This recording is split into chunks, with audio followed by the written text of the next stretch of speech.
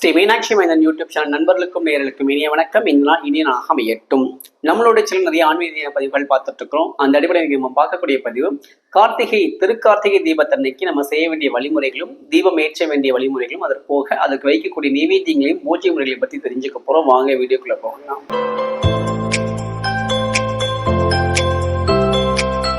அஞ்சு முகம் தோன்றில் ஆறுமுகம் தோன்றும் வெஞ்சம் நெஞ்சில் வேல் தோன்றும் நெஞ்சில் ஒரு கால் நினைக்க இருகாலம் தோன்றும் முருகாசனம் கந்தாசனமின் ஓதுவோர் முன் திருச்சிற்றம்பலம் தில்லை எம்பலம்.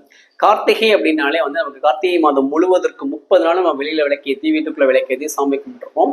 ஆனா அதெல்லாம் தாண்டி அதோட சிகர நிகழ்ச்சி அப்படின்னு சொல்லக்கூடிய கார்த்திகை மகாதீபம் அல்லது திருக்கார்த்திகை தீபம் என்று அழைக்கக்கூடிய அந்த நிகழ்ச்சி தான் சிகர நிகழ்ச்சி. இந்த நாளுக்கு என்ன விசேஷம் கேட்டீங்கன்னா, இந்த நாளுக்கு முருகப்பெருமானுக்கும் உகந்த நாள், சிவபெருமானுக்கும் உகந்த நாள்.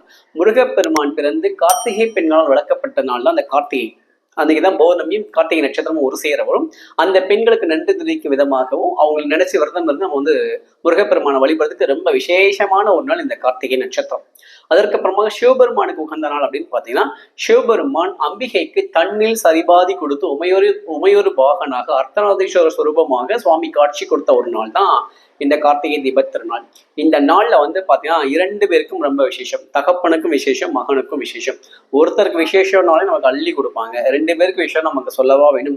கேட்ட வரங்களையும் தரக்கூடிய அதி அற்புதமான நாள் தான் இந்த கார்த்திகை தீபம். இந்த கார்த்திகை தீபத்தன்னைக்கு நம்ம என்ன செய்யணும் அப்படின்னு கேட்டீங்கன்னா, அதிகாலையில எழுந்திரிச்சு குளிச்சுட்டு வீட்டுல பூஜை எல்லாம் முடிச்சுட்டு கோவிலுக்கு போயிட்டு வந்துடணும். முதல் நாளே வீடெல்லாம் சுத்தப்படுத்திட்டு நம்மளுடைய பூஜை பாத்திரங்கள்லாம் கழுவி தொடச்சு வச்சுட்டு அதற்கு சந்தர்ப்பம் வச்சு அலங்காரம் பண்ணி எண்ணெய் எல்லாம் ஊற்றி புது திரி போட்டு ரெடியா வச்சிருக்கணும். வச்ச உடனே இந்த கார்த்திகை தீபத்தன்னைக்கு 27 இடங்கள்லாம் வீட்டுக்குள்ள விளக்கேற்றணும். 27 இடங்களை விளக்கேற்றது 27 நட்சத்திரங்களை குறிப்பதற்காக தான் 27 இடங்கள். இப்போ இங்க ஒரு கேள்வி வரும், வீடு பெருசா இருந்தா எல்லா ரூம்லயும் விளக்கு வைக்கலாம், எல்லா இடங்களையும் விளக்கு வைக்கலாம், 27 நட்சத்திரப்படி வந்துடும். இப்ப நாங்களும் ரொம்ப சின்ன வீட்டுல தான் இருக்கணும், எத்தனை இடங்களை விளக்கேற்ற முடியுமோ அத்தனை இடங்களை விளக்கேற்றுங்க, ஒன்றும் கட்டாயம் எல்லாம் கிடையாது. அப்போ முதல் விளக்கு எங்கே ஏற்றணும் அப்படிங்கன்னா, முதல் விளக்கு வாசல்ல தான் ஏற்றணும். வாசல்ல ஒரு மணப்பலகை போட்டு அதை கோலம் போட்டு அதை குத்து விளக்கு வச்சுட்டு வாசல்ல தான் ஏற்றணும். எதற்காக அப்படின்னு கேட்டீங்கன்னா, வாசல்ல இருக்கக்கூடிய மகாலட்சுமி வீட்டுக்குள்ள வர வைக்கதான் அந்த விளக்கேற்றி வழிபடுறது. நீங்க எந்த பூஜை பண்ணாலும் சரி, இந்த பூஜை இல்லை எந்த பூஜை நீங்க பண்ணி வழிபட்டாலும் சரி, வாசல்ல விளக்கேற்றதுக்கு அப்புறம் தான் வீட்டுக்குள்ள சாமி ரூம்ல விளக்கேற்றணும். ஏன்னா வாசல்ல விளக்கேற்றினாதான் வாசல்ல இருக்கக்கூடிய மகாலட்சுமி வீட்டுக்குள்ள வருவா. நம்ம வீட்டுக்குள்ள விளக்கேற்றணும்னா வீட்டுக்குள்ள கூடிய மகாலட்சுமி வெளியில போயிடுவாங்க. யாராவது மகாலட்சுமி வெளியே அனுப்ப விரும்புமா? கண்டிப்பா மாட்டோம். அதனால முதல் தீபம் வாசல்ல தான் ஏற்றணும். எத்தனை மணிக்கு ஏற்றணும் அப்படின்னு கேட்டீங்கன்னா, 6:05க்கு ஏற்றணும். அது என்ன கணக்கு 6:05 அப்படின்னு கேட்டீங்கன்னா, இந்த கார்த்திகை தீபத்தை மகாதீபம் அப்படின்னு சொல்லுவாங்க, மகாதீப திருநாள் அப்படின்னு சொல்லுவாங்க இல்லையா?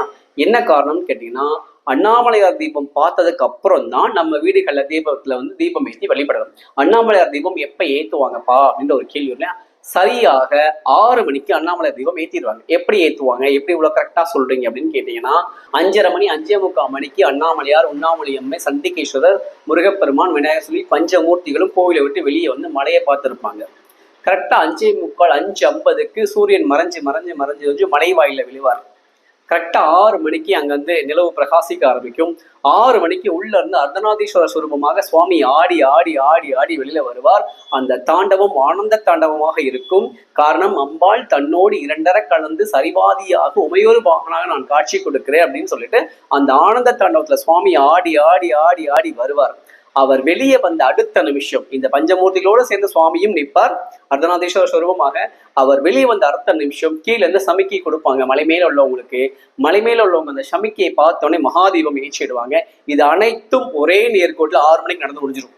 இதுதான் இந்த தீபத்தோட சிறப்பு. வருஷம் முழுவதும் நம்ம அண்ணாமலை கோயிலுக்கு போயிருப்போம், வருஷம் முழுவதும் நம்ம சுவாமியை பார்த்திருப்போம். ஆனா இந்த ஒரு நாள்ல அர்த்தநாதீஸ்வரர் பார்க்கறதுக்கு உலகத்து மக்கள் எல்லாம் தவம் எடுப்பாங்க, சுவாமியும் தவம் இருப்பார். இந்த நாள்ல அம்பிகை சமேதமாக தம்பதி சமேதராக அர்த்தநாதீஸ்வராக தன் மக்களுக்கு காட்சி கொடுத்து ஆனந்த தாண்டவத்தோட நான் ஆடுறேன் அப்படின்னு சொல்லிட்டு ஆடித்தே வெளியில வருவார். மகாதீபம் ஏற்றி பூஜை முடிந்து அர்த்தநாதீஸ்வரர் உள்ள போயிடார்.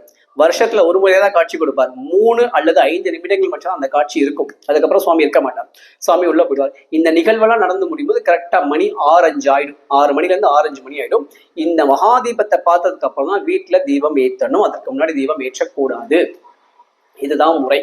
இது ஏற்றுனதுக்கு அப்புறமாக இந்த தீபத்துக்கு என்ன நெய்வேத்தியம் வைக்கணும்னா, கார்த்திகை பொருள் ஒரு நெய்வேத்தியம் உண்டு. இன்னைக்கு கடைகள்ல கிடைக்கும். நமக்கு செய்ய தெரிஞ்சவங்க செஞ்சுக்கலாம். அதில் வந்து நாட்டு சக்கரை பாகெல்லாம் ஊற்றி செய்வாங்க. அதெல்லாம் செய்ய முடியாது. ஆனால் இன்னைக்கு கடைகளில் பொரி உருண்டைகளே கிடைக்கும். அந்த பொரி உருண்டைகள் வாங்கி வச்சு நெய்வேத்தியம் பண்ணிக்கலாம். இல்லையா, ரொம்ப சிம்பிளாக 2 பழம் 1 டம்ளர் பால் வெத்தலை பாக்கு மட்டும் வச்சு நெய்வேத்தியம் பண்ணிட்டு சிவபெருமானுக்கு இருந்த தேவாரம் திருவாசகம் இந்த ஸ்லோகங்கள் சிவபெருமான் ஸ்லோகங்கள் நீங்கள் படிக்கலாம். இல்லை முருகப்பெருமானுடைய ஸ்லோகங்களான கந்தசஷ்டி கவசம், கந்தகுரு கவசம், கந்தர்களி வெண்பா, உங்களுக்கு என்ன மந்திரங்கள் தெரியுதோ அந்த மந்திரங்களை சொல்லி உங்களுடைய பிரார்த்தனைகளை சொல்லி நீங்கள் வழிபடலாம். இந்த வருஷம் நான் தீபம் ஏற்றியிருக்கேன், என்னுடைய வாழ்க்கை பிரகாசமாக இருக்கிறது, இதே மாதிரி எல்லா வருஷமும் தீபம் ஏற்றி ஒன்று நான் வழிபடணும் பெருமானே அப்படின்னு சொல்லி சுவாமியை வேண்டிட்டு இந்த தீபத்திருநாள் வந்து நம்ம வந்து வழிபாடு நிறைவு செஞ்சுக்கலாம். இந்த தீபத்தோடைய இன்னொரு சிறப்பு, இந்த தீபத்துல விரதம் இருக்கக்கூடிய முறைகள் ஒன்று உண்டு. அது எப்படின்றத நம்ம அடுத்த பதிவுல பார்க்கலாம். இந்த பதிவு வந்து உங்களுடைய உற்சாக நண்பர்களுக்கு பகிர்ந்துக்கோங்க.